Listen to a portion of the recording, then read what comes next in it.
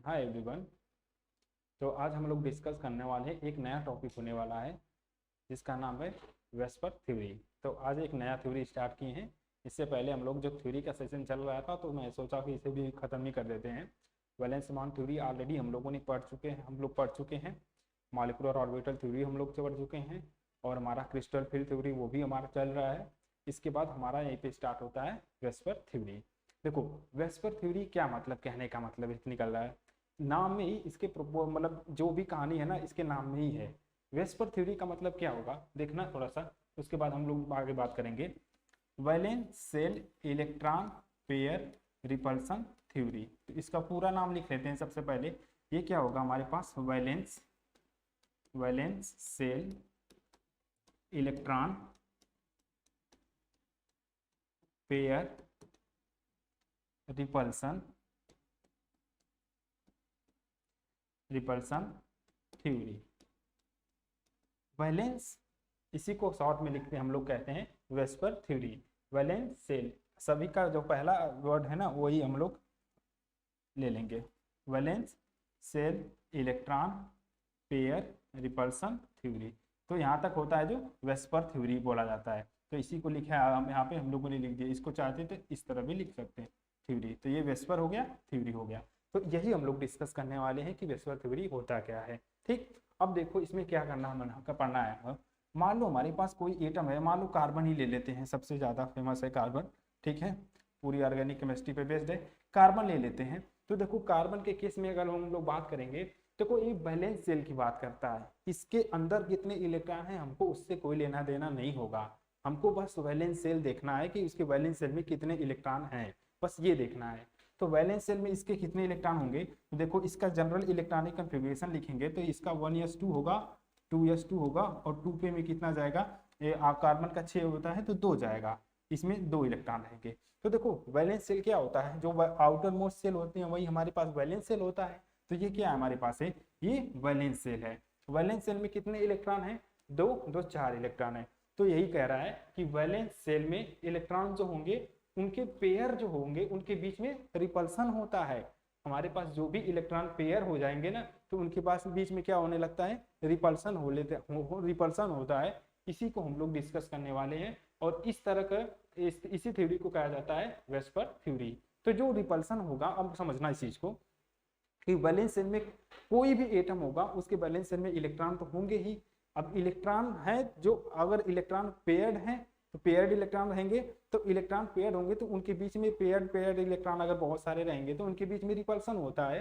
तो ये थ्योरी हमें बताती है कि कैसे कोई मॉलिक्यूल्स अपने जो वैलेंस सेल में जो इलेक्ट्रॉन पेयर होते हैं, रिपल्सन होता है तो उसको कैसे कम करते हैं। तो हमेशा कोशिश करेगा कि जो उसके इलेक्ट्रॉन पेयर है ना उनके बीच में जो रिपल्सन हो रहा है तो उसको कम करने की कोशिश करती है ये थ्योरी। रिपल्सन को जितना ज्यादा कम करेगी उतने अच्छे से स्टेबलाइज रहेगा।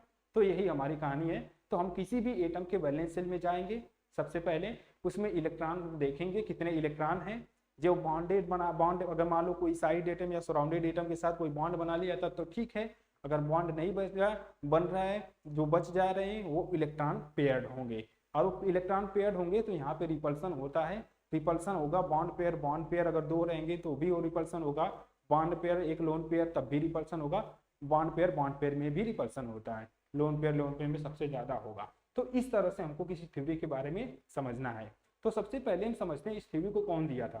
देखो इससे पहले जो थ्योरी आई थी उसको हम लोग Pauli and Sidgwick and Pauli theory हम लोग बोलते हैं। उनका जो नेम था अभी बता देते हैं, रुक जाओ एक मिनट। ये देखो, इसको सबसे पहले सेडविक एंड पावल थ्योरी के नाम से जाना जाता था। ठीक है, मतलब उसका वेस्पर नाम नहीं दिया गया था। हम लोग पढ़ते हैं सबसे पहले सेडविक एंड पावल थ्योरी, ये बीएससी में पढ़ाया जाता है। कंसेप्ट हमारे पास ये टॉपिक करके दिया हुआ है कि सेडविक एंड पावल थ्योरी क्या होता है। ठीक है, उसको हम लोग पढ़ते हैं। तो इस थ्योरी ने क्या किया था, बहुत सारे मॉलिक्यूल्स के जियोमेट्री के और शेप को अच्छे से एक्सप्लेन नहीं कर पा रहा था। देखो कमियां होंगी तभी हमको नया थ्योरी पढ़ने को मिला था। हम लोगों ने देखा था ना, हम लोग बैलेंस बॉन्ड थ्योरी में भी बहुत सारे लिमिटेशन थी तो उसको हटा दिया गया था। फिर उसके बाद उसकी नई जगह पे नए हम लोग थ्योरी पढ़ते थे जो मॉलिक्यूलर ऑर्बिटल थ्योरी था। तो सेम वही कहानी यहाँ पे भी है कि इसको, this theory was the first proposed by the Sidgwick and Powell and was the further developed by the Nyholm and गिलिप्स ने इसको फर्दर इसको डेवलप किया था। तो 1940 ईस्वी में क्या किया था, सेडविक एंड पावेल थ्योरी थी, जो हमारे मॉलिक्यूल के देखो predict the forward to predict the geometry and shape of covalent molecules. वो फर्दर वो क्या कर रहा था, शेप और ज्योमेट्री को अच्छे से एक्सप्लेन नहीं कर पा रहा था, जिसके बाद हमारा जो थ्योरी आया था, जो जो जो वैज्ञानिक आए थे नेहोलम एंड गिब्स ने जो डेवलप किया था, उन्होंने जो थ्योरी दिया था उसी का नाम था वेस्पर थ्योरी। तो पहले जो थ्योरी थी उसको हम पढ़ते हैं सेडविक एंड पावेल थ्योरी, जो 1940 में आई थी। उसी बाद इसी थ्योरी को थोड़ा सा डेवलप किया गया, उसमें जो कमियां थी उसको दूर किया गया था। इसके बाद आया था हमारे पास, उसका जो नाम दिया था इन लोगों ने, वो अपने नाम पे नहीं रखा इस चीज को, इसको नाम दिया था वेस्पर थ्योरी। तो आज हम लोग यही पढ़ने वाले हैं। तो इस थ्योरी की, ये थ्योरी क्या बताएगी, the first simple theory was that put the forward to predict the geometry and shape of the covalent molecules. ठीक है, कोई भी हमारे पास कोवेलेंट मॉलिक्यूल्स रहेगा तो उसके प्रेडिक्ट करेगी हमारी ज्योमेट्री और शेप बताएगी। देखिए ज्योमेट्री शेप क्या होंगे, दोनों अलग अलग चीजें हैं, एक चीज नहीं है। ज्योमेट्री और शेप दोनों अलग अलग चीजें हैं, स्ट्रक्चर ज्योमेट्री शेप सब अलग होते हैं। तो यहाँ पे इस चीज को हम समझेंगे। तो सब एक भी बात समझ में आई, वेस्पर थ्योरी क्या होती है, कौन दिया था, ये चीज समझ में आ गया।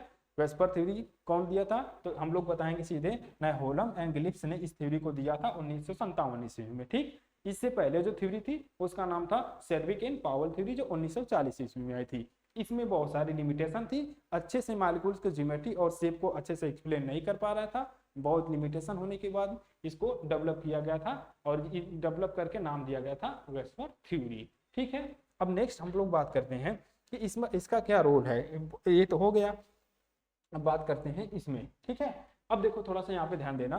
देखो इसी को given by the Gibbs and the Nyholm ने इसको क्या दिया था। According to this theory, molecules in a central metal atom in the valence shell electron pair are the arranged in the way there is the minimum repulsion occurs in the energy is minimum।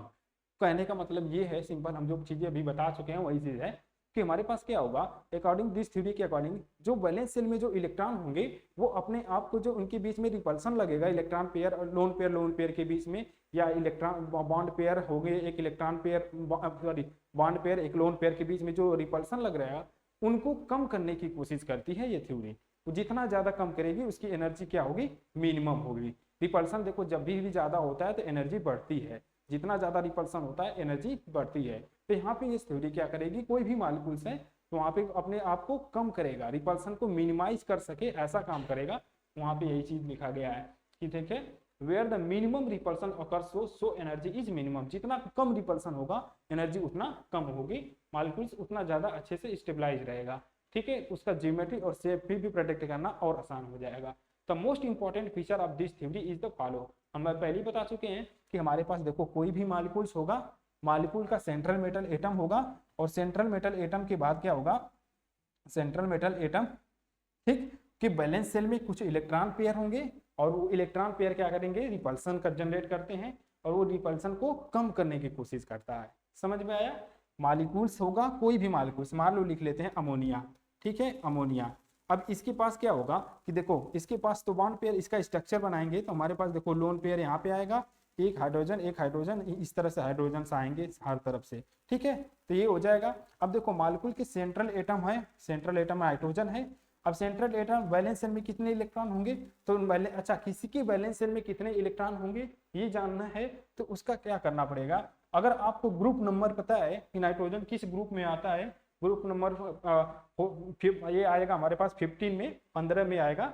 और तो हम ऐसे भी समझ सकते हैं, एक simple trick हम बता रहे हैं। जैसे मान लो अगर नहीं पता है तब, जैसे मान लो किसी के वैलेंस शेल में हमको नहीं पता है, जैसे कार्बन के केस में ले लो, कार्बन के बाद क्या आएगा, नाइट्रोजन आता है, ये क्या आएगा, इसके बाद फ्लोरीन आएगा, इसके बाद क्या आएगा, सॉरी ऑक्सीजन आएगा, उसके बाद क्या आएगा, फ्लोरीन आएगा। इधर आ जाओ तो फिर क्या आएगा, बोरान का 5 होता है। अब देखो समझने की कोशिश करो, ये ग्रुप नंबर क्या आएगा, 13 में आता है, ये 14 में आएगा, ये 15 में आएगा, और ये 16 में आएगा, इसका 70 में आएगा। तो सिंपल है, ये ग्रुप नंबर है। हम लोग पीरियोडिक टेबल में देखे हैं ना, जो हमारे पास इस तरह से जो लाइन दी रहती है वो क्या होता है, पीरियड नंबर होता है, और जो ऐसे ऐसे करके लाइन जो दी रहती है वो 18 ग्रुप होते हैं। तो देखो 18 ग्रुप तक चला जाएगा। ये अगर आगे जाएं तो यहाँ पे नियान आएगा जिसका 10 होता है, तो ये क्या आएगा, ग्रुप नंबर 18 होता है। ठीक है, ये यहाँ पे हेलियम ऊपर रहेगा, उसके हेलियम नियान रहेगा। ठीक है। तो ये 18 ये लास्ट ग्रुप होते हैं जो इनर्ट होते हैं। तो अगर हमको पता नहीं है, जैसे मान लो किसी के वैलेंस शेल में कितने इलेक्ट्रॉन है, ये बताना थोड़ा जरूरी हमको लग रहा है, क्योंकि देखो हम कोई भी एटम का स्ट्रक्चर अगर बनाने जाएंगे तो हमको पता होना चाहिए कि उसके वैलेंस शेल में कितने इलेक्ट्रॉन हैं। अगर इलेक्ट्रॉन पेयर हमको यही नहीं पता रहेगा कि उसके वैलेंस शेल में कितने इलेक्ट्रॉन है, तो हमको तो पता ही नहीं चल पाएगा। तो देखो सिंपल है, देखो इस केस में अगर बात करें तो ग्रुप नंबर पता है, तो इसके ग्रुप नंबर के अकॉर्डिंग देखो तो इसमें 3 इलेक्ट्रॉन है, तो इसमें अब वैलेंस शेल में कितने इलेक्ट्रॉन होंगे 3, इसके वैलेंस शेल में कितने 4, इसके वैलेंस शेल में कितने 5, इसके वैलेंस शेल में कितना 6, इसके वैलेंस शेल में 7, इसमें 8। कैसे पता चला? जो पीछे की जो संख्या दी है ना, ये उसी को बस हम लोग देखेंगे, याद रखेंगे। कार्बन ग्रुप नंबर 14 में आता है, तो इसके वैलेंस शेल में कितने इलेक्ट्रॉन होंगे 4, ठीक है। वैलेंस शेल में कितने इलेक्ट्रॉन होंगे 4, ठीक। ये क्या ग्रुप नंबर 15 में आता है, तो 5, ये क्या है 6, ये क्या आएगा 7। तो हम कैसे पता करें? अच्छा, इसको सही करना कैसे है, जैसे प्रूव करें तो देखो किसी का भी इलेक्ट्रॉनिक कॉन्फ़िगरेशन लिखो तो देखो, अगर बोरान का हम लोग लिखेंगे तो इसके वाले 5 इलेक्ट्रॉन होता है, टोटल एटॉमिक नंबर 5 होते हैं, तो 1s2 2s2 और 2p में कितना इलेक्ट्रॉन जाएगा 1 आ गया। तो देखो 2 1 3 यही तो वैलेंस शेल है, ऐसे ही तो बनाते हैं हम लोग ना। वैलेंस शेल मतलब ये हमारा वाही कक्षक, बाहरी कक्षक जो होगा वह वैलेंस शेल होगा। तो फर्स्ट वाले में 2 इलेक्ट्रॉन, इसमें कितने आएंगे 3, 1 2 3। वैलेंस शेल में कितने इलेक्ट्रॉन 3, हमने यहाँ पे ग्रुप नंबर से बता दिया। अच्छा, इससे हमको यही नहीं समझ में आएगा, एक चीज और आ जाएगी। जैसे मान लो हमको कार्बन का पता चल गया, तो अगर आपसे कोई पूछता है कि छोड़ो कार्बन का पता, कार्बन का तो पता चल गया, अब हमको ये बताओ कार्बन के बाद नीचे क्या आएगा, कार्बन के नीचे क्या आएगा, सिलिकॉन आएगा, गैलियम आएगा। ये देखो, तो इसका अगर कोई पूछेगा तो देखो जो इसका वैलेंस शेल में जितने इलेक्ट्रॉन है ना, ग्रुप नंबर में जितने भी नीचे आओगे ना, नाइट्रोजन के नीचे क्या आएगा, फास्फोरस आएगा, फिर आर्सेनिक आएगा, फिर यहाँ पे Sb आएगा, फिर Bi आएगा, बिस्मथ है। तो इसी तरह ऑक्सीजन के नीचे सल्फर आएगा, सेलेनियम आएगा, टेरेनियम आएगा, पोलेनियम आएगा। तो देखो इन सब के भी वैलेंस शेल में उतना ही इलेक्ट्रॉन होगा जितना ऊपर वाले के केस में है। तो हम एक समझ गए ना कि नाइट्रोजन के वैलेंस शेल में 3 इलेक्ट्रॉन होते हैं, तो इसकी ग्रुप में जो भी एलिमेंट आएंगे सबके वैलेंस शेल में कितने इलेक्ट्रॉन होंगे, 3 ही होंगे, ठीक है। इसी तरह helium, neon, argon, krypton, xenon के केस में भी सबके केस में क्या होता है, हमारे पास 8 वैलेंस इलेक्ट्रॉन होंगे। अगर देखो यहाँ पे हम लोग पढ़ते हैं ना, फ्लोरीन हो गया, क्लोरीन हो गया, ब्रोमीन हो गया, आयोडीन हो गया, एंटीमनी हो गया, तो यहाँ पे सबके वैलेंस शेल में कितने इलेक्ट्रॉन होते हैं, 7 होते हैं। अब ऐसे नहीं पता तो देखो इलेक्ट्रॉनिक कॉन्फ़िगरेशन लिख लो, तो देखो क्लोरीन, फ्लोरीन का लिखोगे तो 1s2 2s2 और 2p में कितना चाहेगा 5, 7 होता है ना फ्लोरीन का, सॉरी 9 होता है। तो देखो 2 यहाँ पे 2 2 4 5 4 9 हो गया, तो 2s2, तो वैलेंस शेल में कितने इलेक्ट्रॉन, 7 इलेक्ट्रॉन। तो ये पता होना चाहिए हमको किसी भी एटम का। अभी हम लोग इसका जितने भी मॉलिक्यूल्स अभी आप जानते होंगे, सबका हम यहाँ पे स्ट्रक्चर बनाने वाले हैं, हाइब्रिडाइजेशन, स्ट्रक्चर, बॉन्ड एंगल देखने वाले हैं। देखो वैलेंस शेल थ्योरी की कुछ लिमिटेशन भी होती हैं, जैसे हम लोग ड्रैगो कंपाउंड जो होते हैं उसमें नहीं लगाएंगे, ठीक है। अब ड्रैगो कंपाउंड के केस में हम लोग इसका वैलेंस शेल थ्योरी नहीं यूज करते हैं। उसके बाद हम लोग स्टेरिक नंबर अगर बढ़ जाता है, 7 हो जाते, 7 से ज़्यादा हो जाते हैं, तो वहाँ पे स्टेरिक नंबर भी हम लोग, वहाँ पे लोन पेयर जो होता है, रिपल्सन, यहाँ पे देखेंगे कि लोन में लोन के बीच में बहुत ज़्यादा रिपल्सन होता है, उधर इनएक्टिव हो जाता है, उसका कोई रोल ही नहीं रहता है, ठीक है। तो वहां पे भी नहीं लगाएंगे। तो कुछ ऐसे मॉलिक्यूल्स आएंगे, हम बताएंगे कि कहाँ कहाँ पे नहीं लगेगा, सभी चीजें बताएंगे कि यहाँ पे लगाना है, कहाँ तक लगता है वो चीज भी हम लोग समझेंगे, कहाँ नहीं लगेगा उस चीज को भी हम लोग समझेंगे। तो बस ध्यान से इस लेक्चर को आप अटेंड करिए, बहुत इंपॉर्टेंट सेशन होने वाला है। आपको कभी कोई भी दिक्कत नहीं होगी किसी भी मॉलिक्यूल्स के बॉन्ड एंगल निकालने में, या उसका हाइब्रिडाइजेशन बताने में, या कंपैरिजन करने में, चाहे अब कोई भी ज्योमेट्री हो, क्योंकि देखो क्वेश्चन तो बहुत आते हैं, ज्योमेट्री भी पूछ सकता है, मॉलिक्यूल्स का शेप भी पूछ सकता है, बॉन्ड एंगल भी पूछ सकता है, बॉन्ड एंगल कंपैरिजन भी करा सकता है।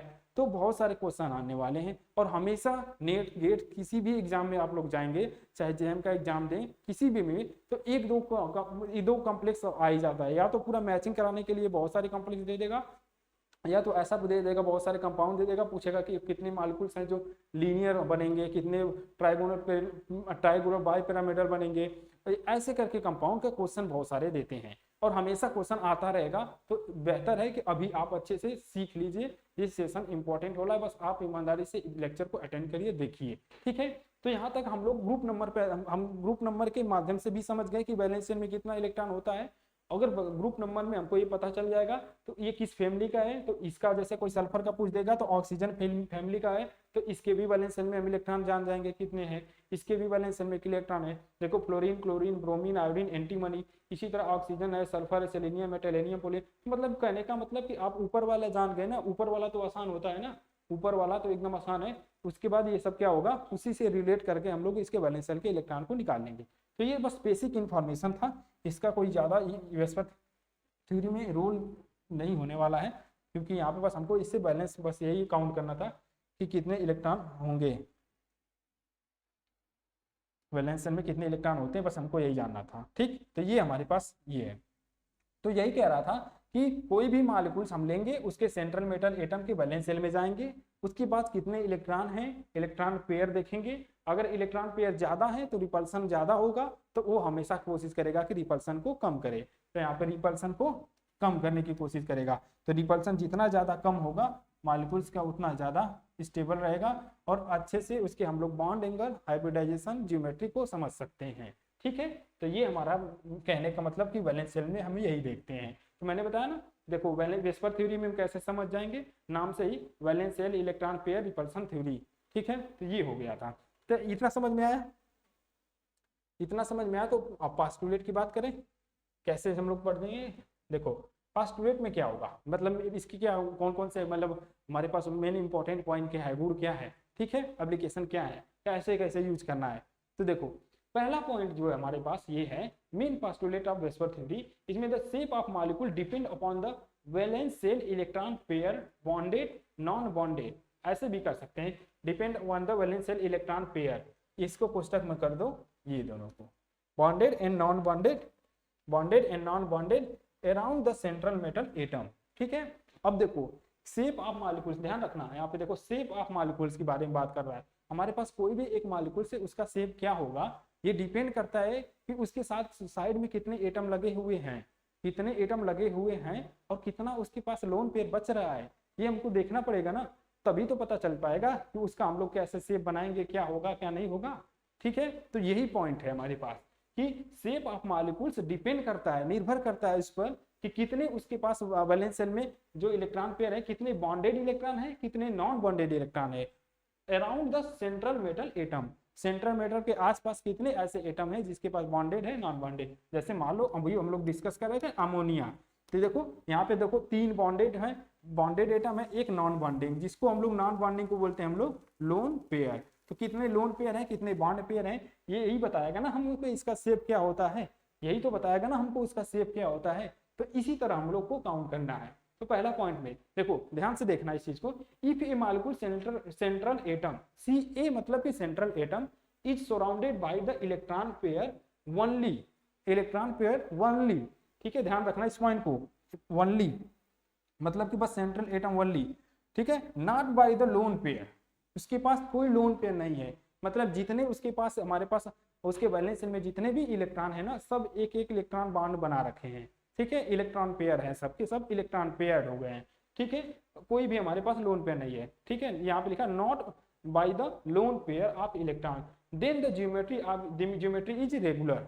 अब इसका क्या मतलब कि सिंपल है ना भाई, जब कोई भी हमारे पास यहाँ पे लोन पेयर नहीं है, उसके वैलेंस शेल में अगर मान 2 इलेक्ट्रॉन है तो दोनों बॉन्ड बना लेंगे, तो एक बॉन्ड बना लेगा इधर से, एक बॉन्ड इधर बना लिया, तो लीनियर हो जाएगा।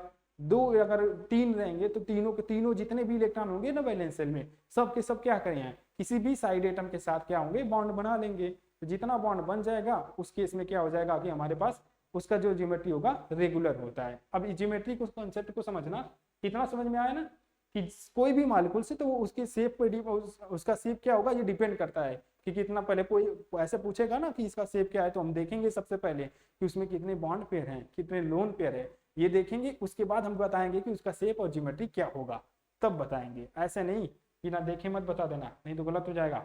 तो यही चीज है कि अगर मान लो कोई, मान लो बॉन्ड पेयर बनाए, बॉन्ड सबके सब बॉन्ड पेयर है, लोन पेयर है ही नहीं, मतलब लोन पेयर है ही नहीं, सब बॉन्ड पेयर है, तो ज्योमेट्री रेगुलर हो जाएगी। अगर एक ऐसा भी केस आएगा कि बॉन्ड पेयर है, लोन पेयर भी रहेगा, तब क्या होगा, तो इरेगुलर ज्योमेट्री हो जाएगी। तब जो ज्योमेट्री होनी चाहिए वो नहीं होके कुछ और ही हमारे पास हो जाएगा, उसका शेप बदल जाएगा। तो बदल जाएगा तो क्या होगा, हम इसी चीज को देखेंगे। तो पहले तो हमको ये समझ लें रेगुलर ज्योमेट्री होती कौन कौन सी है, ठीक है। तो सेकेंड में अब नेक्स्ट पॉइंट में देखो ये होगा। अब इस चीज को हम पूरा एक्सप्लेन करते हैं, लिखते हैं यहाँ पे देखना। अगर मान लो हमारे पास जो स्टेरिक नंबर है, मान लो हमारे पास कुछ इस टाइप से आएगा 2, स्टेरिक नंबर कितना हो जाता है 2 हो जाएंगे 2। अब देखो स्टेरिक नंबर 2 होगा तो हाइब्रिडाइजेशन क्या होगा, जैसे मान लो एक s ऑर्बिटल और एक p ऑर्बिटल मिलेंगे तो क्या बनाएगा sp बनाता है, तो हाइब्रिडाइजेशन क्या होगा उसका sp। हाइब्रिडाइजेशन क्या होगा उसका sp, जब 2 रहेंगे तो sp होता है। अब देखो ज्योमेट्री क्या होगी लीनियर, क्या होगी ज्योमेट्री लीनियर ज्योमेट्री होगा, लीनियर। अब देखो बॉन्ड एंगल क्या होगा इस केस में 180 डिग्री बॉन्ड एंगल। एग्जांपल क्या होगा BCl2, BeCl2। अब देखना सब समझना, एक एक सेंटेंस का मतलब समझो, एक एक सेंटेंस का। स्टेरिक नंबर 2 मतलब स्टेरिक नंबर क्या होता है, हमारे सेंट्रल एटम के बगल में कितने साइड एटम लगे हुए हैं, टोटल काउंट कर लो कितने लोन पेयर है कितने साइड एटम है, सब जो एक कैलकुलेट करोगे टोटल कितने होंगे जोड़ोगे तो हमारे पास स्टेरिक नंबर आ जाएगा।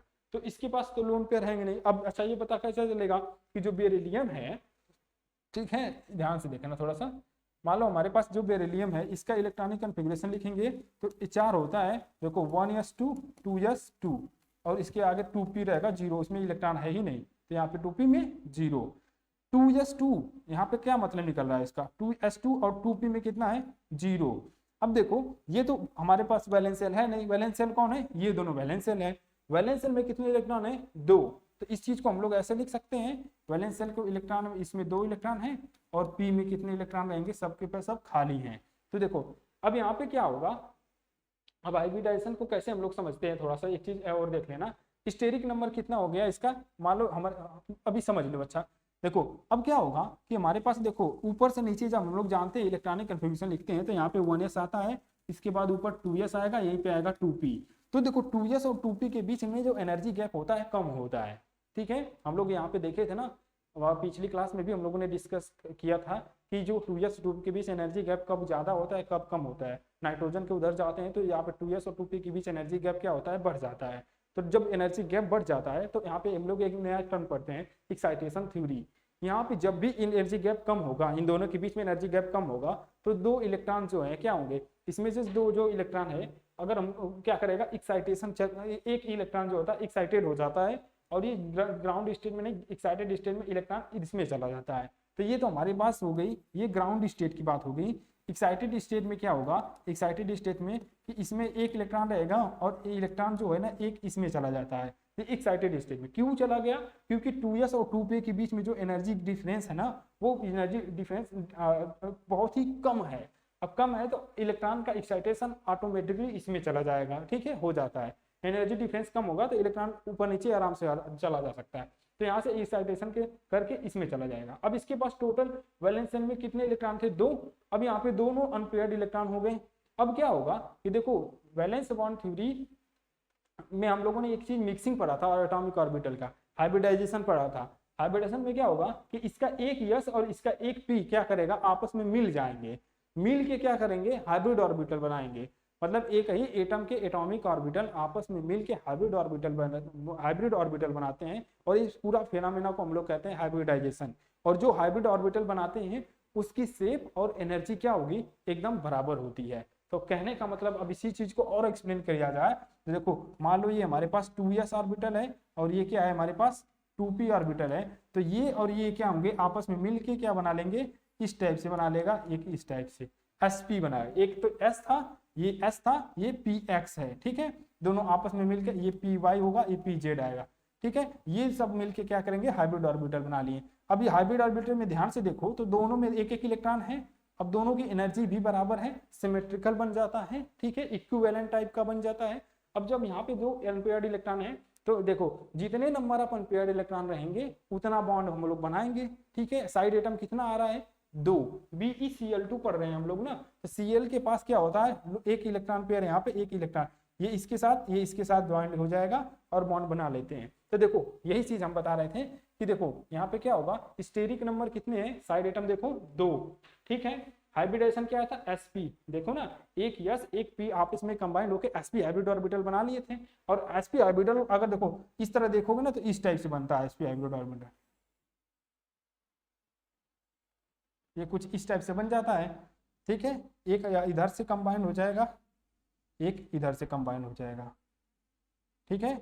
इसके पास भी एक इलेक्ट्रॉन पेयर था, सॉरी एक इलेक्ट्रॉन था इसके पास, ऑलरेडी एक इलेक्ट्रॉन इसमें था, और ये जो एटम लेकर आया है क्लोरीन क्या है, एक एटम इसके साथ बॉन्ड बना लेगा और एक इसके साथ, तो ये इनके बीच में जो हम एक लाइन बनाएंगे तो पास करेंगे तो ये बॉन्ड एंगल कितना बनेगा 180 डिग्री का, ठीक है। वो ये क्या है, इसके बीच में जो बॉन्ड एंगल बना है 180 डिग्री का, एकदम लीनियर ज्योमेट्री बनती है, शेप क्या होगा इसका लीनियर। तो यही चीज लिखे हैं कि जो शेप बनेगा वो लीनियर, बॉन्ड एंगल क्या हो जाएगा 180 डिग्री। एग्जांपल हमारे BCl2 है। समझ में आया इतना? बहुत ही देखो डिटेल बता रहे हैं एक एक चीज। अभी हम लोग इसमें और आगे जाएंगे, अभी बहुत सारे मालिक्यूल्स का करना है, तो बस इतना समझो कि अगर इतना है तो ये हमारे पास ये होगा और ये ऐसा होगा, ठीक है। अब थर्ड की बात करेंगे, अब यहाँ पे थर्ड की बात करें, ये सब हटा देते हैं, इसका कोई यूज नहीं है अब।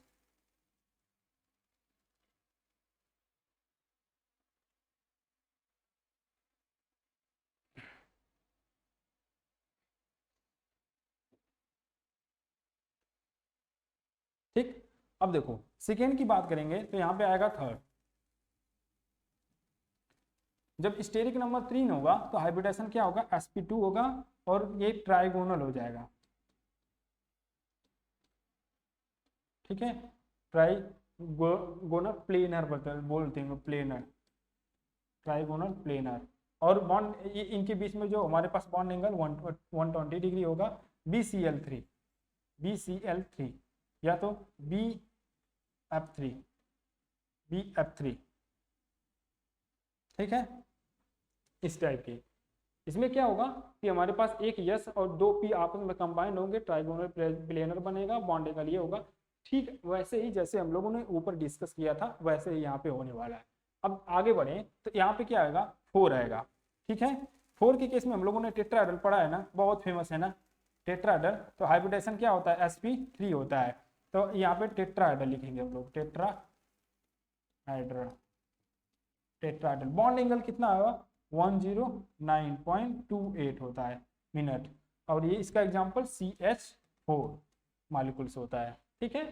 इसी तरह अब नेक्स्ट बात करेंगे 5 के केस में, तो हाइब्रिडेशन क्या होगा sp3d होगा, ठीक, sp3d होगा, ठीक है। अभी देखो टेट्राहेड्रल केस में अभी हम लोग बस वही डिस्कस कर रहे हैं, जब हमारे पास लोन पेयर नहीं होगा, जितने उसके पास वैलेंस शेल में जितने इलेक्ट्रॉन अनपेयर्ड इलेक्ट्रॉन होंगे उतना बॉन्ड का फॉर्मेशन होता है, ठीक है। जितना अनपेयर्ड इलेक्ट्रॉन होगा उतना बॉन्ड बना रहा है, कोई भी लोन पेयर नहीं है, तो जो ज्योमेट्री होगी वो हमारे पास रेगुलर ज्योमेट्री होगी। रेगुलर ज्योमेट्री मतलब उसके वैलेंस शेल में 4 इलेक्ट्रॉन है तो 4 बॉन्ड, चारों के चारों बॉन्ड फॉर्मेशन करेंगे तो हमारे पास टेट्राहेड्रल बनेगा। कैसा बनेगा अब हम इसको भी बना के बताएंगे कि कैसे होते हैं, ठीक है। तो आगे बात करें इसमें, तो ये इसमें TBP बन जाता है, trigonal bi plane, TBP trigonal bipyramidal bi planar होगा, ठीक है। इस तरह बनता है कुछ, ये एक ऊपर एक नीचे, ठीक है, trigonal bi pyramidal, trigonal by planar होता है, ठीक है। अब इसका बॉन्ड एंगल क्या होगा, तो एक तो बॉन्ड एंगल होगा 120 डिग्री इनके बीच में, और इसके बीच में 90 डिग्री होगा, तो इसका 120 डिग्री एंड 90 डिग्री दोनों बॉन्ड एंगल। इसका PCl5 एग्जाम्पल होगा, PCl5 हो गया एग्जाम्पल। स्टेरिक नंबर कितना है 5 है, देख लेना।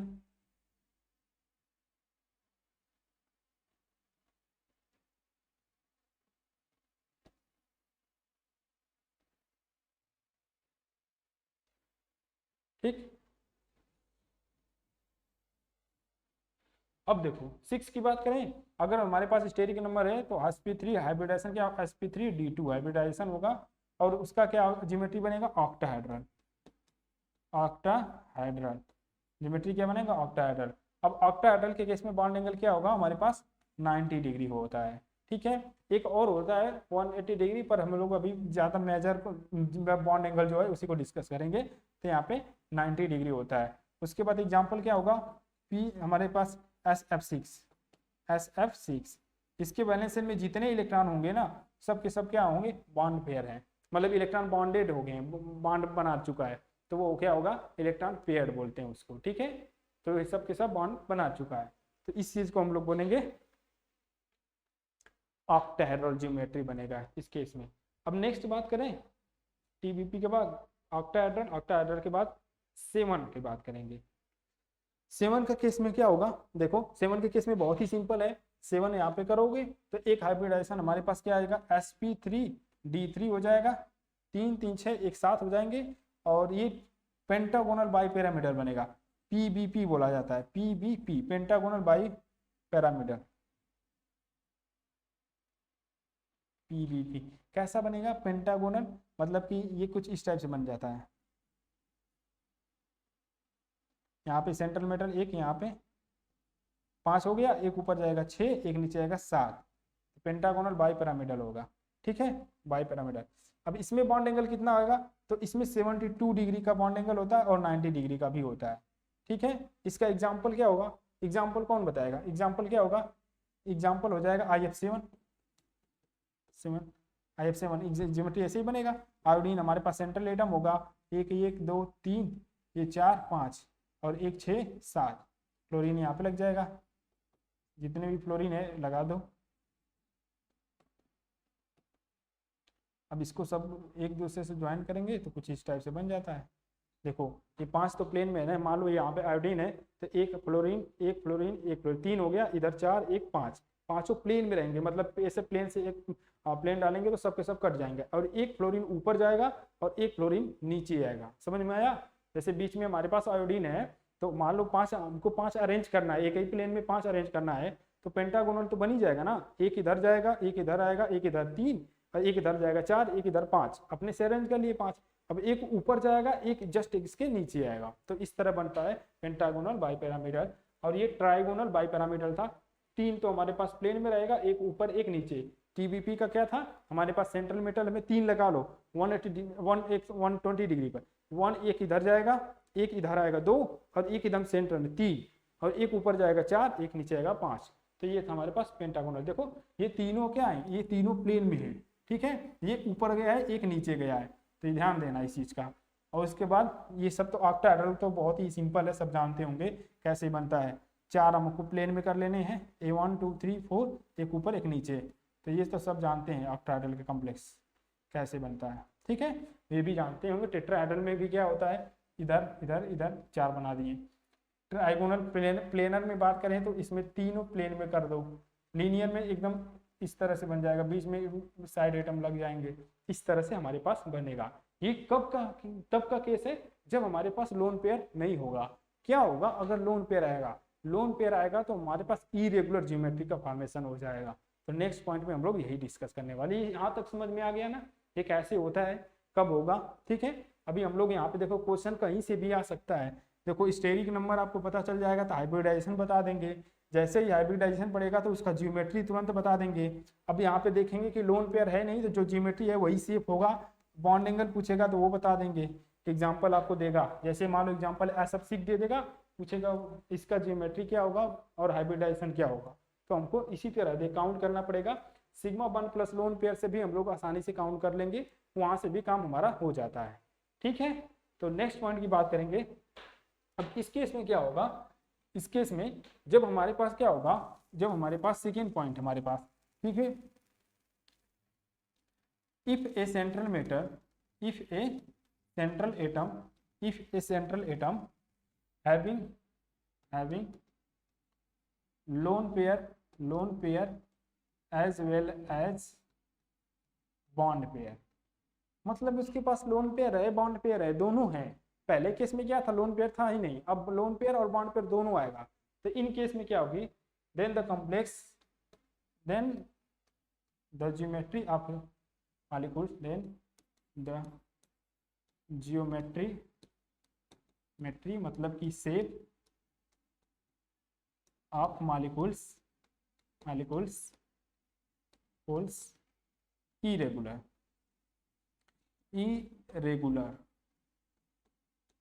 अब इरेगुलर हो जाएगी। अब इस चीज को कैसे समझेंगे हम लोग, थोड़ा ध्यान देना।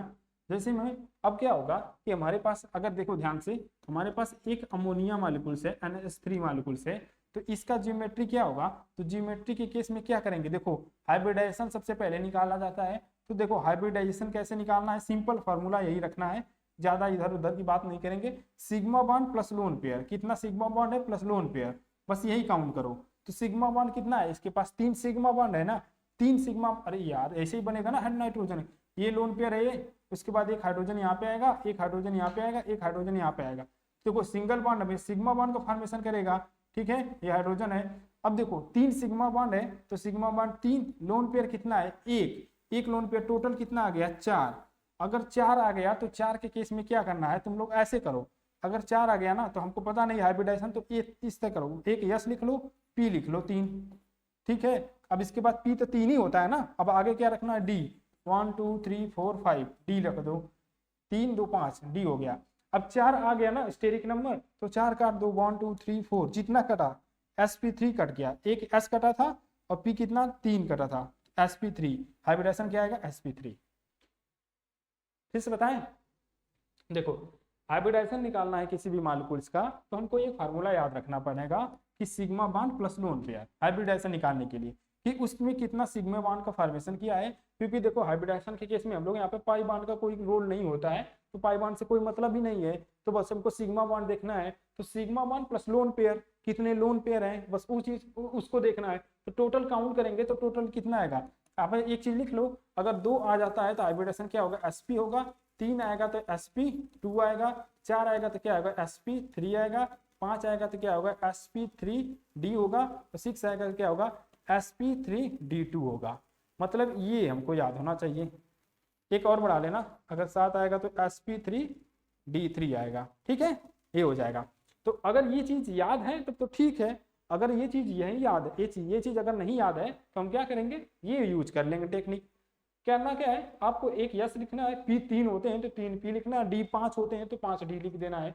अब total sigma bond plus lone pair जितना आएगा, 4 आ गया तो 4 काट दो, जितना आएगा देखो एक यस कटा है तो एस, पी कितना है 3 तो sp3, पी पे पावर लिख देना, जितना कटेगा, 2 कटेगा तो sp2 हो जाएगा। अगर एक डी कट जाता तो यहाँ पे डी आ जाता एक, अगर 2 डी कटता तो डी पर 2 हो जाता, तो इस तरह से सीधे हाइब्रिडाइजेशन निकल जाएगा, ठीक है। तो हम इसकी बात कर रहे हैं, तो अभी आप पॉइंट पे आओ, अभी आप पॉइंट पे आओ, ठीक है। ये सब थोड़ा सा याद रख, अगर है याद तो ठीक है, नहीं याद है तो कोई बात नहीं, हम बताएंगे। अब ये हो गया sigma bond plus lone pair. अब देखो अगर मान लो कि हमारे पास क्या था, अगर मान लो NH4 आ जाए, चाहे तो CH4 ले लो, CH4 ही ले लो, CH4 ले लो, तो देखो इस केस में क्या होगा, इस केस में 4 हाइड्रोजन है,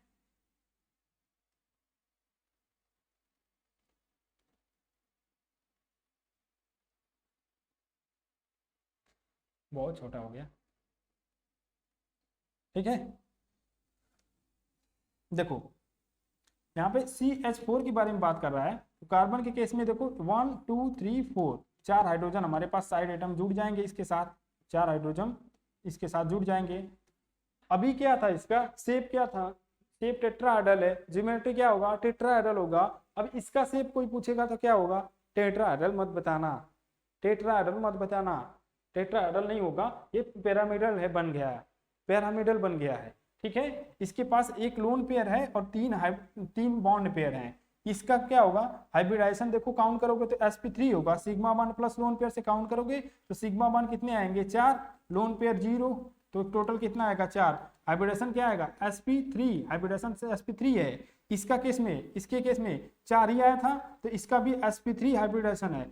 हाइब्रिडेशन सेम, स्टेरिक नंबर भी सेम आएगा, 4 है, 4 इसमें भी स्टेरिक नंबर है, ठीक है। स्टेरिक नंबर मतलब loan pair bond pair count करेंगे तब भी 4, यहाँ पे भी 4।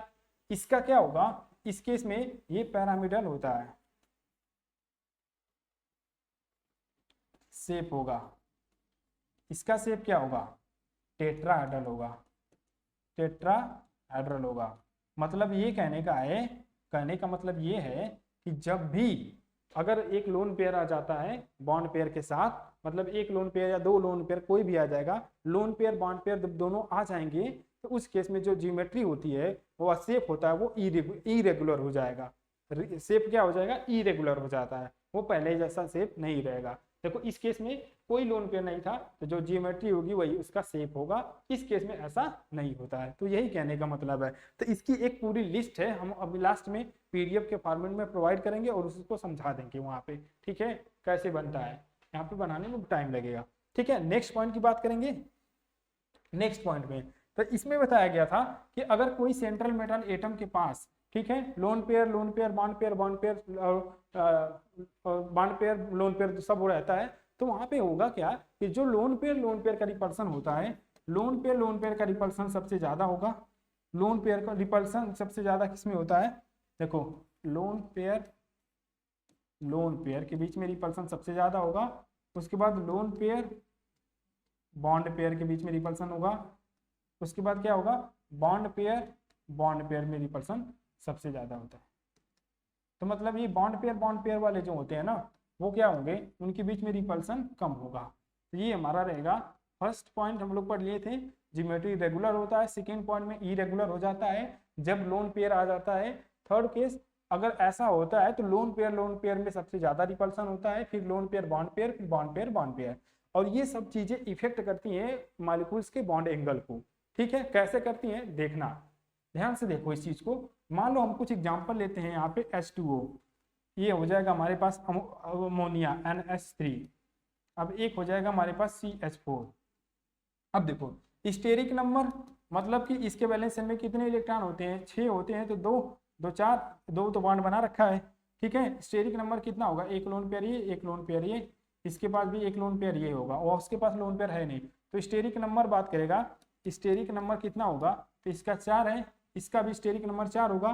3 बॉन्ड पेयर, एक लोन पेयर, 4। इसके बाद सभी की सभी बॉन्ड पेयर है, लोन पेयर है ही नहीं, तो स्टेरिक नंबर 4। हाइब्रिडाइजेशन क्या होगा, हाइब्रिडाइजेशन इसका भी क्या होगा, sp3 होगा।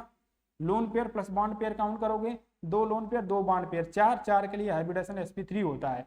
यहाँ पे भी काउंट करोगे, 3 बॉन्ड पेयर 1 लोन पेयर, यहाँ पे भी हाइब्रिडाइजेशन क्या होगा, sp3 होता है। इसका भी क्या होगा, sp3 हाइब्रिडाइजेशन होता है, सबको पता है।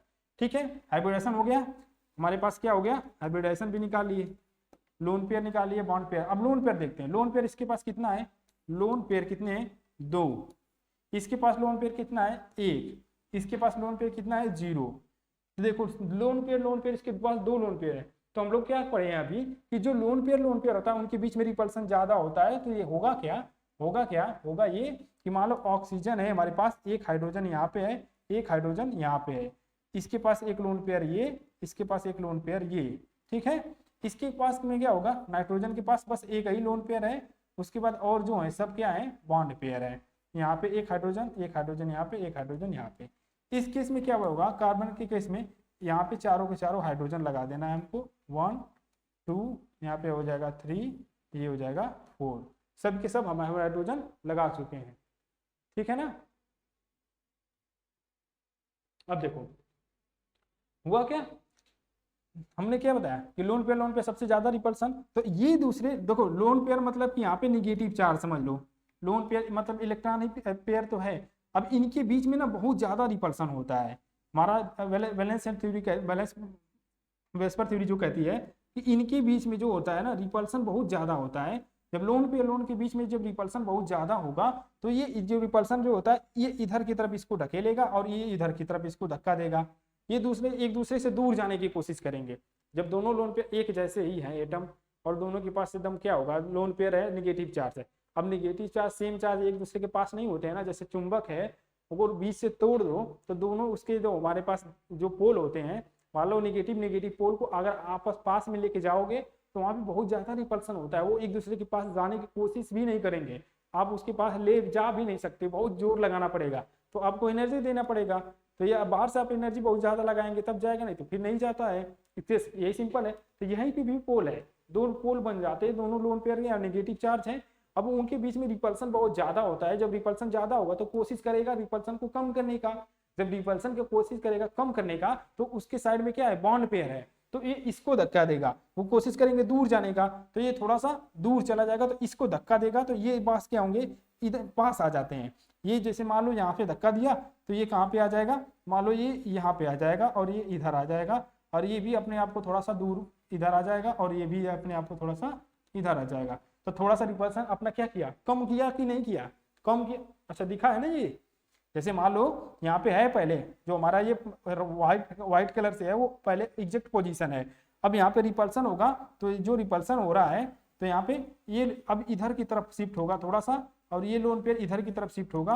और जब ये इधर आएगा तो इधर भी बॉन्ड पेयर जो है वो भी तो इलेक्ट्रॉन को शेयरिंग से बना हुआ है, इनके पास भी तो इलेक्ट्रॉन है, तो यहाँ पे भी रिपल्सन होगा, तो ये इधर भी और धक्का देगा तो ये इसकी पोजीशन थोड़ी सी चेंज होगी और ये इधर आ जाएगा। तो इन दोनों के बीच में जो बॉन्ड एंगल सबसे ज्यादा था, अब बॉन्ड एंगल कम हो जाएगा। मतलब हम बता रहे हैं, थोड़ा सा ध्यान देना एक चीज ऐसे, ठीक है। ये दो हमारे पास साइड एटम है, बीच में सेंट्रल एटम है, सेंट्रल एटम से दो चीज लगा हुआ है ऐसे करके, ठीक है। इसके ऊपर अभी क्या है, अभी इसके ऊपर ऐसे समझना इस चीज,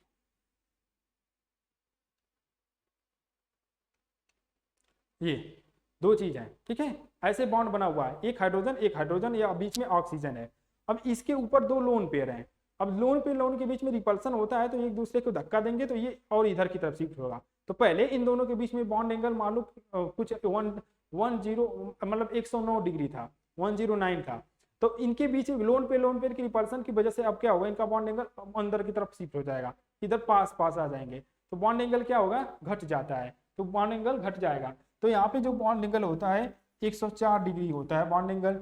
इसका कितना होगा, अब इसमें देखो एक ही लोन पेयर है, इसके पास दो लोन पेयर थे, लोन पेयर के बीच में रिपल्सन सबसे ज्यादा होता है, तो ज्यादा रिपल्सन करेगा तो इन दोनों को पास लाएगा, तो बॉन्ड एंगल घटा था। इसमें लोन पेयर बॉन्ड पेयर के इसके बाद बॉन्ड पेयर है, तो लोन पेयर बॉन्ड पेयर के बीच में जब रिपल्सन लगेगा, इन दोनों के बीच में जो रिपल्सन लगेगा तो कम लगेगा, तो इसका बॉन्ड एंगल थोड़ा सा कम शिफ्ट होता है, तो इसका जो बॉन्ड एंगल आएगा 160 डिग्री आता है। इसका कितना होता है, इनके पीस भी देखो बॉन्ड पेयर लोन पेयर है ही नहीं मेरे भाई, जब है ही नहीं तो इसका बॉन्ड एंगल कितना होगा 109.28 मिनट होता है, याद हो जाएगा। लोन पेयर सबसे ज्यादा, तो रिपल्सन ज्यादा होता है, तो बॉन्ड एंगल क्या होगा इस केस में कम होगा। अब एक लोन पेयर एक बॉन्ड पेयर, तो इसमें थोड़ा सा कम और कम लगेगा, इसमें तो लोन पेयर है ही नहीं, तो जो भी रिपल्सन होगा बॉन्ड पेयर और बॉन्ड पेयर में सबसे कम रिपल्सन होता है in compare to lone pair में। समझ गए इसी को, तो जितना ज्यादा लोन पेयर होगा तो उसका बॉन्ड एंगल डिक्रीज हो जाएगा, तो बॉन्ड एंगल सबसे कम होगा वाटर में। अब बता दोगे ना, तीनों को साथ में बता दिए हैं, अब समझ लेना तीनों से कंपेयर करना। तो बॉन्ड एंगल कितना आया, अब बताओ बॉन्ड एंगल कितना आया, इसका कितना आया 104। तो वाटर का जो बॉन्ड एंगल होता है 104 होता है, इसका 160 डिग्री होगा, इसका 109 डिग्री। तो अब इसका शेप बताओ, तो नेक्स्ट रहेगा हमारे पास शेप क्या होगा, तो ये जो इस टाइप का देखो भी शेप बन गया, भी बनाते हो ना तुम लोग ऐसे, वही जो चीज तो है। अब ये 2D में है, इसको हम 3D में करेंगे तो वो देखो ये क्या है, वी शेप है ना, वी शेप है ना, देखो इधर एक लोन पेयर इधर, वी शेप बनता है। अब इसको ऐसे भी कर सकते हैं, लोन पेयर ऊपर आ जाएगा, इधर आ जाएगा, ये भी तो आ जाएगा, तो ये हमारे पास क्या होता है, ये वी शेप होता है, इसका शेप क्या हो जाएगा, वी शेप बनेगा। ये क्या होगा, ये पैरामिडल हो जाएगा, ये पैरामिडल शेप हो जाएगा, पैरामिडल।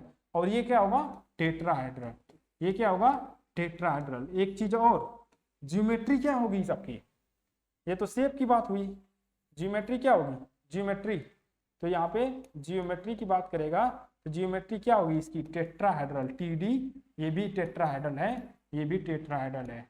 ज्योमेट्री में हम बस काउंट कर लेंगे सीधे स्टेरिक नंबर अगर 4 है तो टेट्राहेड्रल है, ठीक है। अगर शेप की बात करेगा तो हमको देखना पड़ेगा कि उसका लोन पेयर बॉन्ड पेयर कितना है, तो लोन पेयर बॉन्ड पेयर जितने होंगे उसके अकॉर्डिंग हम लोग वहाँ पे शेप का नाम दे देंगे। जैसे में यहाँ पे 2 लोन पेयर थे तो इसको वी शेप आ गया, इसमें एक लोन पेयर था तो पैरामिडल आ गया, इसमें लोन पेयर नहीं थे तो टेट्राहेड्रल आ गया। तो जिसमें लोन पेयर बॉन्ड पेयर नहीं होंगे, देखो ये पहला केस है ना, पहले केस में हम लोग यही तो डिस्कस किए थे कि अगर किसी भी मॉलिक्यूल के अंदर बॉन्ड पेयर नहीं होता है, अरे सॉरी लोन पेयर नहीं होता है, तो उसकी जो शेप और जो ज्योमेट्री होती है वो रेगुलर होती है, तो जो था वही है, ठीक है। अगर किसी मॉलिक्यूल के अंदर, पहला बात हो गया, सेकेंड बात है ये है कि किसी मॉलिक्यूल के अंदर अगर एक लोन पेयर आ जाता है और बॉन्ड पेयर होते हैं तो उसकी जो ज्योमेट्री होती है इरेगुलर होती है, तो इसका ज्योमेट्री क्या होगा, इरेगुलर। थर्ड केस था, अगर किसी मॉलिक्यूल्स के अंदर, ठीक है, अगर लोन पेयर दो लोन पेयर आ जाते हैं या ज्यादा आ जाते हैं, तो लोन पेयर बहुत ज्यादा रिपल्सन होता है, तो उसकी भी ज्योमेट्री क्या होगी, इरेगुलर हो जाती है, शेप इरेगुलर हो जाता है, तो ये चीज हो जाता है। और बॉन्ड एंगल पर भी इफेक्ट करेगा, तो बॉन्ड एंगल छोटा होता है, इसका ज्यादा इसकी ज्यादा, तो कभी कभी डायरेक्ट क्वेश्चन आ जाता है बॉन्ड एंगल हाइब्रिडाइजेशन से, तो उस चीज को भी हम लोग कर लेंगे, ठीक है। ये CUET वालों के लिए केस में आता है। अब यहाँ पे नेट गेट लेवल में तो ये सब तो पूछेगा नहीं कि वाटर का क्या होता है हाइब्रिडेशन, इन सब का नहीं पूछेगा। नेट गेट के पॉइंट ऑफ व्यू से अगर बात करें तो स्टेरिक नंबर अब 5 बहुत इंपॉर्टेंट होता है, 5 4 और उसके बाद 6 में अब तो बहुत ही नॉर्मल है 6 भी, तो 4 5 6 देखना होता है, उसके आगे की देखना 7 8 देखना पड़ेगा, ठीक है। तो वहां पे देखेंगे हम लोग जब लोन पेयर इनएक्टिव हो जाता है, वो limitation of valence bond theory, sorry limitation of VSEPR theory होता है, ठीक है। तो उस चीज को हम लोग वहां पे देखेंगे। तो ये हमारा पर थर्ड पॉइंट। अब नेक्स्ट बात कर, नेक्स्ट पॉइंट क्या होगा, तो अगली पॉइंट जो होगी हमारे पास, इसको मिटा देते हैं। ये देख लेना आप लोग, कॉपी कर लेना इस केस में, यहाँ पे इसको कॉपी कर लेना थोड़ा सा, ठीक है। ये क्या था हमारे पास, यहाँ पे लिख लेना रिपल्सन ऑर्डर ऑफ, लिख लेना यहाँ पे बॉइंड करके, repulsion repulsion order of central atom, central atom, central metal atom के केस में रिपल्सन सबसे ज्यादा लोन पेयर केस में होता है, उसके बाद लोन पेयर बॉन्ड पेयर, फिर बॉन्ड पेयर के बीच में होता है। ये पॉइंट कॉपी कर लेना अच्छे से, यहाँ पे इस चीज को भी अच्छे से लिख लेना, ठीक है। ये पहला केस में क्या रहेगा, यहाँ पे मॉलिक्यूल्स रहेगा, उसके बाद स्टेरिक नंबर, उसके बाद हाइब्रिडाइजेशन, यहाँ पे बहुत छोटा हो गया है, ठीक है। सही से लिख देता हूँ थोड़ा सा,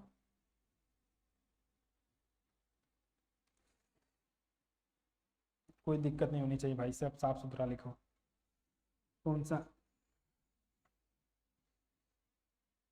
थोड़ा सा ज़्यादा ही होगा पर अच्छे से सब लिखो, ठीक है।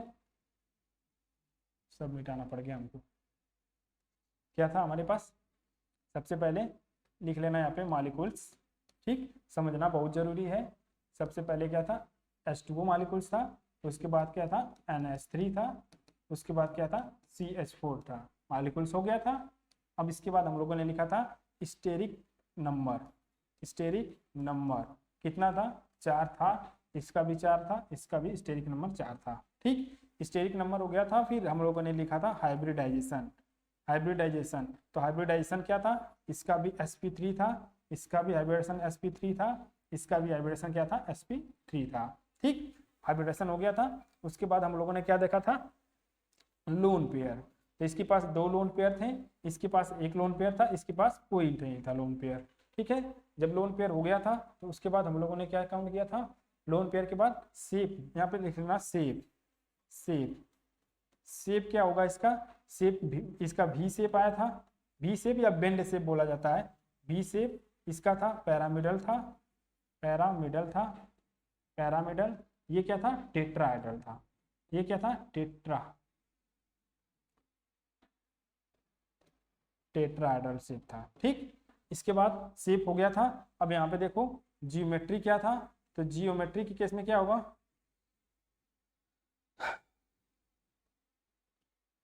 इधर ध्यान दो, जियोमेट्री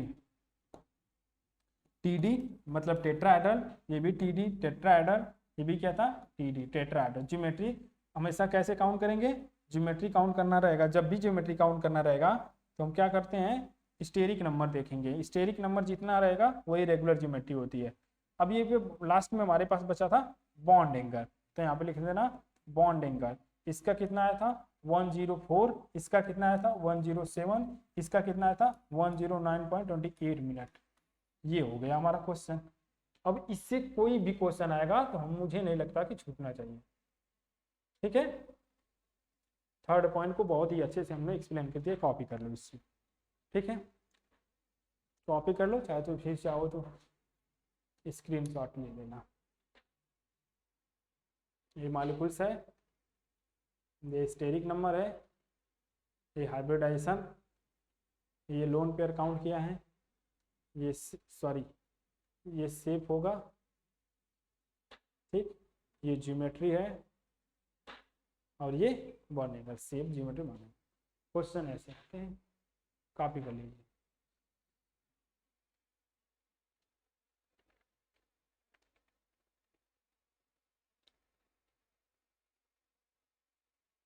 नेक्स्ट पॉइंट क्या होगा, नेक्स्ट पॉइंट की बात करें, नेक्स्ट पॉइंट ही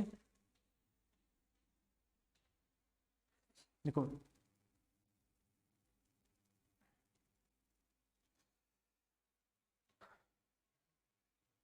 देखो नेक्स्ट पॉइंट फोर्थ रहेगा हमारे पास यहाँ पे जियोमेट्री, शेप लिख देना, जियोमेट्री चाहे शेप, जियोमेट्री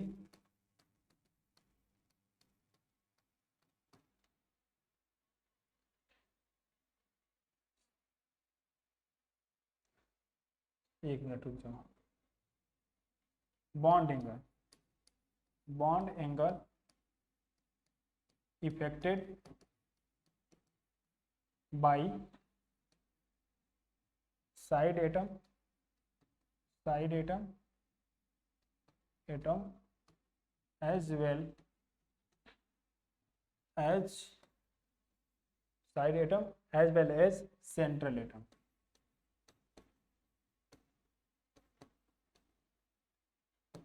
ठीक है, अब देखो इसमें क्या होगा, मान लो कोई भी हमारे पास मॉलिक्यूल्स आ जाएगा तो उसमें जो हमारे पास बॉन्ड एंगल होता है ना, वो बॉन्ड एंगल को दो तरह से इफेक्ट कर सकता है। पहला, अगर मान लो हम सेंट्रल एटम को सेम रखते हैं और साइड एटम चेंज कर देते हैं, जैसे मान लो PCl3 हो जाएगा, PCl3 हो गया, ठीक है, अब PBr3 हो जाएगा और PI3 हो जाएगा। ठीक है, अब इनके केस में क्या होगा, ये देखो सेंट्रल एटम क्या है, सी में, ए बना देना इसको, व्हेन हम, अच्छा इसको बता दें पहले समझ लो, वे क्या होगा कि हमारे पास सेंट्रल एटम तो सेम है, साइड एटम चेंज कर रहे हैं, तो साइड एटम जब चेंज करते हैं तो उस केस में क्या होता है, तो बॉन्ड एंगल क्या करेगा, जब electronegativity of central atom, electronegativity आप यहाँ पे लिख सकते हैं, इलेक्ट्रोनेगेटिविटी ऑफ साइड एटम, ये क्या साइड एटम है, side atom decrease, then the bond angle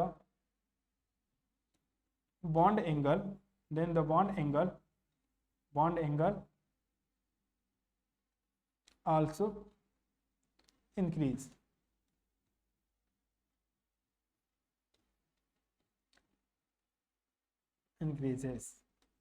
ठीक है, मतलब कि ना कि अगर इलेक्ट्रोनेगेटिविटी सबसे ज्यादा इलेक्ट्रोनेगेटिव ये है, क्लोरीन है, उसके बाद ब्रोमीन है, उसके बाद आयोडीन है, तो आयोडीन का अगर इलेक्ट्रोनेगेटिविटी का ऑर्डर देखें हम लोग, electronegativity of side atom, electronegativity of side atom किसमें किसकी ज्यादा है, तो सबसे ज्यादा Cl का होगा, उसके बाद ब्रोमीन का होगा, उसके बाद आयोडीन का होगा, तो इसकी इलेक्ट्रोनेगेटिविटी ज्यादा है। तो देखो ये तो सब में सेम है, कॉमन है, इसमें बस हमारे पास डिफ्रेंशिएट कहाँ पे आ रहा है, साइड एटम में डिफ्रेंशिएट आ रहा है, यही दोनों अलग है, तो साइड एटम की इलेक्ट्रोनेगेटिविटी घटती है तो बॉन्ड एंगल बढ़ जाता है। तो इस केस में अगर बात करें ना, तो बॉन्ड एंगल किसका होगा, इसका सबसे ज्यादा होता है।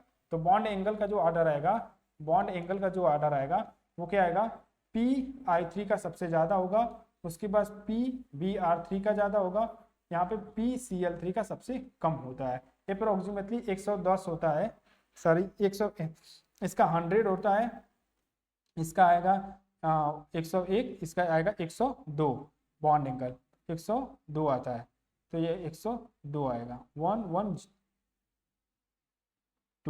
ठीक है, तो बॉन्ड एंगल सबसे ज्यादा इसमें होगा। इस चीज को ऐसे भी समझ सकते हैं यार, देखो हमारे पास एक और, हमारे पास से ये समझ लेना, एक ऊपर है, ठीक है, समझ लेना एक ऊपर है, तो बीच में हमारे पास एक सेंट्रल एटम फास्फोरस है, ठीक है, साइड एटम यहाँ पे लगे, अगर साइड एटम बहुत बड़ा हो जाएगा, साइड एटम बहुत बड़े बड़े होंगे तो स्टेरिक क्राउडिंग नहीं हो जाएगा, तो इनके बीच में ना रिपल्सन लगने लगेगा, ये एटम एक दूसरे से दूर जाने की कोशिश करेंगे, तो जब दूर जाने की कोशिश करेंगे तो इनके बीच में बॉन्ड एंगल क्या होगा, बढ़ जाता है, हल्का सा बढ़ेगा, ज्यादा बॉन्ड एंगल नहीं बढ़ेगा, हल्का सा बॉन्ड एंगल बढ़ जाता है। तो इस केस में क्या होगा कि यहाँ पे सबसे ज्यादा इसका बॉन्ड एंगल होगा।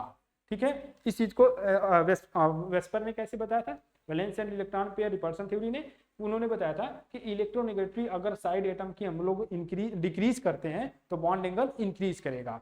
ठीक है, बॉन्ड एंगल यही क्या, electronegativity of side atom, electronegative side atom यही होंगे, ये तो फास्फोरस सेंट्रल एटम है, ये साइड एटम है, तो साइड एटम की इलेक्ट्रोनेगेटिविटी अगर हम लोग क्या करते हैं, डिक्रीज करते हैं, side electronegativity of side atom decreases, then the bond angle also increases of a molecules, of a molecules, of a molecules.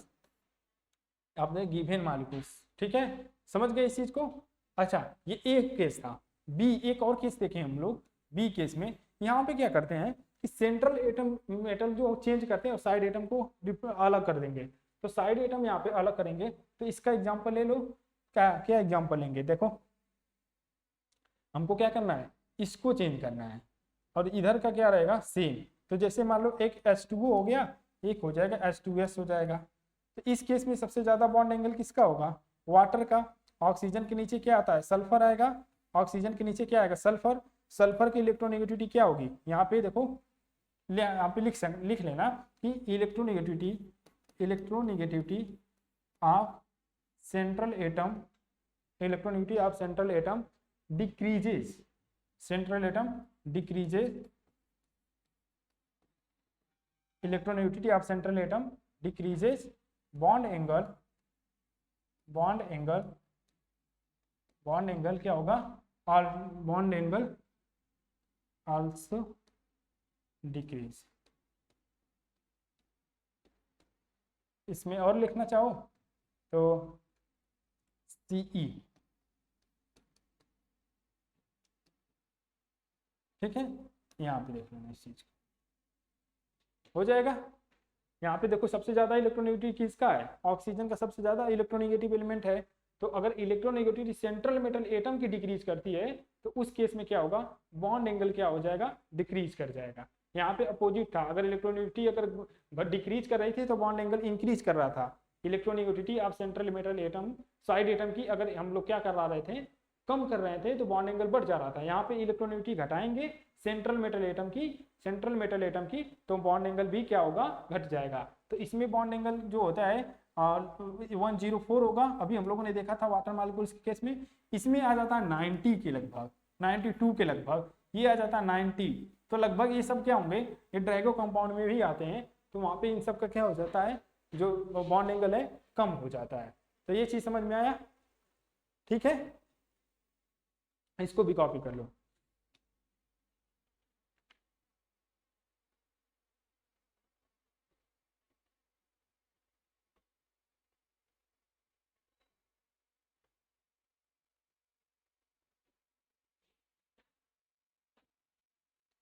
Next point रहेगा हमारे पास 4, 5 जो भी रहेगा देख लेना। मल्टीपल बॉन्ड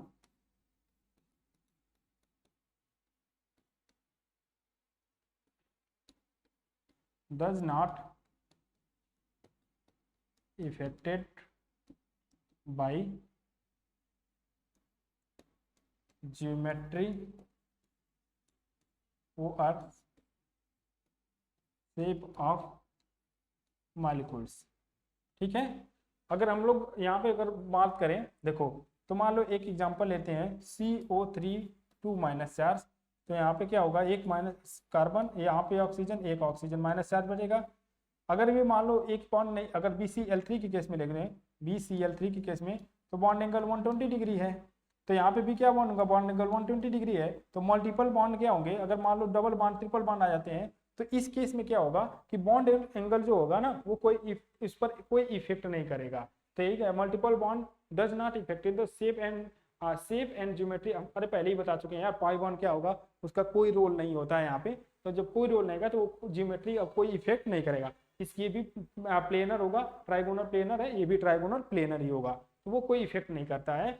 अगर हम मान लो इस ऐसे कम्प्लेक्स आ जाते हैं, जो हमारे पास कोई भी मल्टीपल बॉन्ड अगर बढ़ते हैं इस तरह से कम्प्लेक्स में, तो इसका बॉन्ड एंगल क्या हो जाएगा, हमारे पास बढ़ता है। तो 180 डिग्री बॉन्ड एंगल होगा। अगर मान लो कोई इस टाइप से आ जाता है, कार्बन कार्बन के बीच में डबल बॉन्ड बनेगा, तो इसके बीच में 120 डिग्री का होगा। अगर एक सब के सब बॉन्ड बना रखे हैं ऑलरेडी, तो यहाँ पे क्या होगा, 109 का होगा, 28। तो मल्टीपल बॉन्ड बढ़ेंगे तो बॉन्ड एंगल बढ़ेगा, ठीक है, इस टाइप से होता है। तो ये हमारे कुछ पोस्टुलेट हैं जो हमारे पास वेस्पर थ्योरी के पोस्टुलेट थे। अब नेक्स्ट सेशन में हम लोग क्वेश्चन करेंगे, जितने भी क्वेश्चन आए ध्यान रहे, वो सेशन इंपॉर्टेंट होने वाला है। क्यों इंपॉर्टेंट है ये बता देता हूँ पहले। देखो पोस्टुलेट तो आप लोग समझ लिए, लेकिन जब तक क्वेश्चन नहीं कर पाएंगे, कैसे क्वेश्चन अटेंड करेंगे, तो वो तो कोई मतलब ही नहीं है आप पढ़ लेने। पढ़ने से कोई मतलब नहीं निकलने वाला है। जब आप क्वेश्चन नहीं कर पाएंगे एग्जाम में, क्वेश्चन ही नहीं सॉल्व कर पाएंगे, तो वो ये सेशन इंपॉर्टेंट होगा जिसमें हम लोग क्या होंगे, बहुत सारे मॉलिक्यूल्स के सभी जितने भी मॉलिक्यूल्स है ना, सब के सब क्वेश्चन हम करा देंगे वहाँ पे। ठीक है, तो क्वेश्चन के हम लोग ज्योमेट्री, हाइब्रिडाइजेशन, बॉन्ड एंगल सब लोग हम लोग यहाँ पे देखेंगे कैसे निकाला जाता है, कैसे हाइब्रिडाइजेशन निकालेंगे, किस तरह से कौन कॉम्प्लेक्स का कितना सिग्मा बॉन्ड बनाएगा, कितना पाई बॉन्ड बनाता है, कैसे निकालेंगे, वो चीज़ भी हम लोग वहाँ पे देखेंगे। तो यहाँ तक आज के लिए यही है। तो इसके कुछ पार्टिकुलेट्स हैं, एक बार मैं रिवाइज करा दे रहा हूँ थोड़ा सा। कंक्लूजन ये है भाई कि हमारे पास कोई भी सेंट्रल मेटल एटम होगा तो उसके वैलेंस शेल में इलेक्ट्रॉन होंगे, और वो इलेक्ट्रॉन पेयर जो होंगे वो एक दूसरे से रिपल्सन फील करते हैं, और वो कोशिश करते हैं कि रिपल्सन को कम किया जाए। ठीक है, जब रिपल्सन कम होगा तो उनकी एनर्जी भी कम होगी, और ज़्यादा अच्छा ज्योमेट्री जो होगा उनका फिक्स रहेगा, मतलब उसमें कोई भी चेंजेस नहीं आता है। अगर क्या होगा, अगर फिर सेकेंड पॉइंट में यह था कि अगर मान लो अगर जितने भी हमारे पे कॉम्प्लेक्स हैं वो सब के सब बॉन्ड इलेक्ट्रॉन पेयर्ड हैं, ठीक है, बॉन्ड पेयर में मतलब बॉन्ड बना चुके हैं, कोई भी लोन पेयर नहीं है, तो उसका जो ज्योमेट्री होगा वो रेगुलर होगा, शेप भी क्या होगा, रेगुलर होगा। सेकेंड पॉइंट में रहेगा कि अगर कोई भी बॉन्ड पेयर है और लोन पेयर भी प्रेजेंट होगा तो उसका ज्योमेट्री, हमारे पास जो ज्योमेट्री और शेप होंगे ना वो इरेगुलर हो जाता है, बदल जाता है। सेकेंड केस में था कि अगर हमारे पास lone pair bond pair, lone pair bond pair, bond pair bond pair और इस तरह आएगा, तो जिसमें सबसे ज्यादा लोन पेयर होता है उसमें ज्यादा रिपल्सन होगा, तो सबसे ज्यादा रिपल्सन जनरेट करता है। उसके बाद लोन पेयर बॉन्ड पेयर, फिर बॉन्ड पेयर लास्ट में आता है। फिर नेक्स्ट था कि जो हमारे पास बॉन्ड एंगल होता है वो दो तरह से इफेक्ट होता है, सेंट्रल मेटल चेंज करेंगे तब भी बॉन्ड एंगल इफेक्ट होता है, साइड एटम चेंज करेंगे तब भी बॉन्ड एंगल इफेक्ट करता है। तो इलेक्ट्रोनेगेटिविटी आप सेंट्रल मेटल एटम की अगर हम लोग क्या करते हैं, डिक्रीज करते हैं, तो बॉन्ड एंगल भी डिक्रीज हो जाता है। अगर साइड एटम की इलेक्ट्रोनेगेटिविटी डिक्रीज करते हैं तो बॉन्ड एंगल इंक्रीज हो जाता है। ठीक है, नेक्स्ट पॉइंट में क्या था कि मल्टीपल बॉन्ड आएंगे तो वो कोई ज्योमेट्री को इफेक्ट ज्यादा नहीं करता है, कोई इफेक्ट नहीं होता है। लेकिन अगर आप इस तरह से मॉलिक्यूल्स आएंगे, किसी में ट्रिपल बॉन्ड रहेगा, किसी में डबल बॉन्ड, किसी में, तो उस केस में तो इसका बॉन्ड एंगल सबसे ज्यादा होता है। तो ये हमारा कंक्लूजन था। तो आज के सेशन में हम लोगों ने बस पास्टुलेट पर फोकस किया है, यही बताया है। ठीक है, मिलते हैं नेक्स्ट लेक्चर में, हम इसके कुछ क्वेश्चन और जितने भी अंत साल में क्वेश्चन आए हैं, बीएससी में आए हो चाहे जेएम में आया हो, सब हम लोग कराएंगे। तो फोकस हमारा बीएससी और आईआईटी जेएम वाले के पॉइंट ऑफ व्यू से ज़्यादा रहने वाला है। ठीक है, थैंक यू। फिर आज के लिए इतना ही।